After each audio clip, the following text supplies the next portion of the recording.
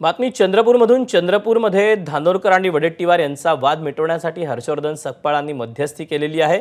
या दोघांसोबतही गुप्त बैठक झाल्याची माहिती मिळते। या बैठकीच्या दरम्यान प्रतिभा धानोरकरांनी सकपाळांशी फोनवरून चर्चा केली असं देखील समजतंय। बैठकीत एका गटाला महापौरपद तर दुसऱ्या गटाला स्थायी समिती अध्यक्षपद देण्याची तडजोड करण्यात आली। काँग्रेसला समर्थन देणाऱ्या 4 सदस्य असलेल्या स्थानिक आघाडीला उपमहापौरपद दिलं जाऊ शकतं। बैठकीत झालेल्या निर्णयाची वडेट्टीवारांनी एबीपी माझाला माहिती दिली।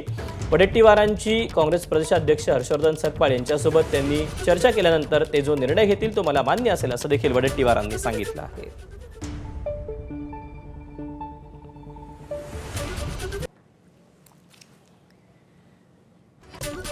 चंद्रपुरात काँग्रेसचं काय ठरलं तर चंद्रपूरचा गटनेता हा प्रदेशाध्यक्ष हर्षवर्धन सकपाळ ठरवतील असं या नेत्यांच्या बैठकीमध्ये ठरलेलं आहे। वडेट्टीवार आणि धानोरकर या 2 गटापैकी एका गटाला महापौरपद तर दुसऱ्या गटाला स्थायी समितीचं अध्यक्षपद दिलं जाईल।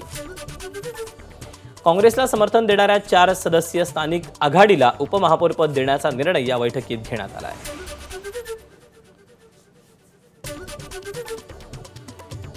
तेव्हा आता या सगळ्या पार्श्वभूमीवर काय नेमका पुढे निर्णय होतोय, चंद्रपूरमध्ये आता काँग्रेसचा महापौर होणार का तर तो कोण होणार याची देखील चर्चा उत्सुकता आता ताणली गेली आहे।